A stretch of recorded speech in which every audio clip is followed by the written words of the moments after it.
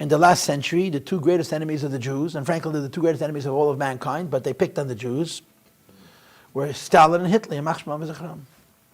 They both had a deep despise for Jewish people, but for opposite reasons. I don't need to tell you that Hitler was out of his mind. Right? What everyone wants to figure out is how the Germans went along with him. It's really, the Germans, I was just in Germany, they're guilty forever. They can't believe how stupid they were. The smartest nation in the world, the most educated, intelligent. But I held myself back. Ich gaf hier. Hans gaf hier. Ich sprak hier. Ich kann die Kunst wieder haben. What? What are you saying? That's Shemanah. I'd like to know what crime I'm guilty of. No, you said he wanted to make a political comment. Just tell me. It's called, the crime is called Shemanah. I hear you. Okay, I'm learning new things.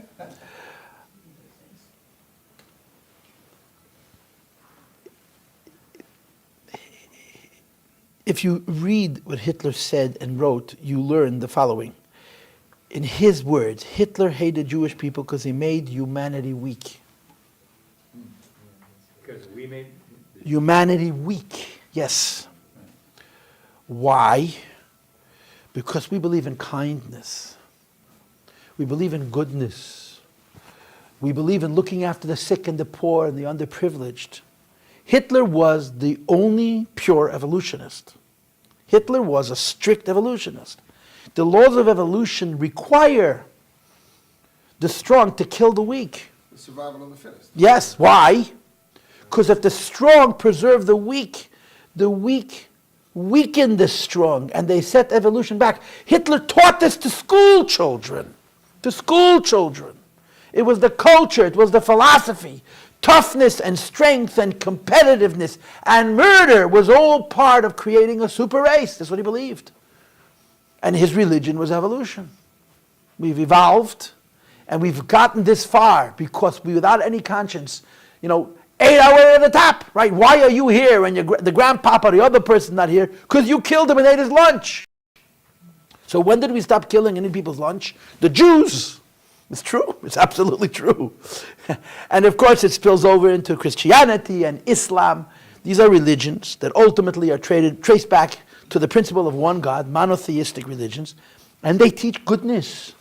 Goodness. What's a goodness? A person is sick. Don't take his shoes. Heal him.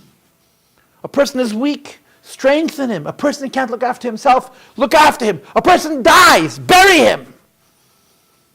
So in his mind, correctly, Jewish people make humanity weak. And it's a disease. It's a plague. And we're all over the place.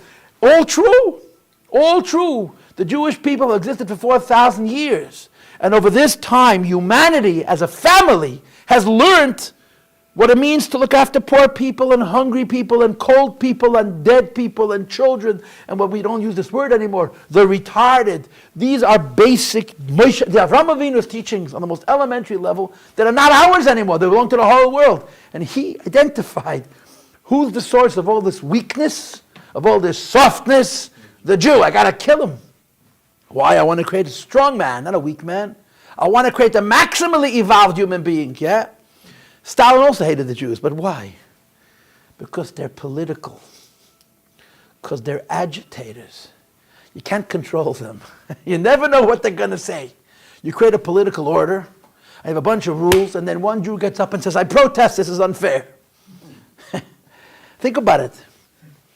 So you see what's happening here? Two of the greatest anti-Semites hated Jewish people for 180-degree opposite reasons. One sees the Jew as soft, and the other sees the Jew as an agitator, as a troublemaker, uncontrollable. Stalin said this. Just like Hitler said this. The problem with the Jew is that he's a troublemaker, he's a revolutionary. He's going to come out against me, and I need to be able to control my civilization. So I have to get rid of the intelligentsia, I have to get all the people likely to oppose me. Put these two together. No, it makes sense out of a Jew. It doesn't make sense. So the Jew's no good because he's weak, and the Jew is no good because he's an agitator. He's strong. That's right. He speaks up. That's right. And when one of these two poles becomes too dominant, You have a sick Jew. When a Jew becomes a bleeding heart, I'm sorry for raising politics in the cold winter of Minnesota, it's an issue. And when a Jew becomes too principled and loses his softness, God forbid. God forbid. in other words, the reality of a Jewish person becomes either he develops a softness which becomes a sin because it has no limit. In the name of goodness, in the name of kindness, in the name of Rachmanis, everything is allowed. Or he becomes such an agitator, such a troublemaker, that he doesn't leave anybody room.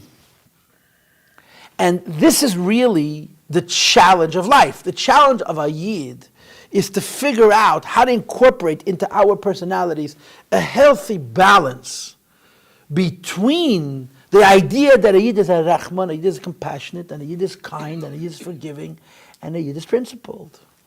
And he stands for something. And if something is wrong, he gets up and he protests.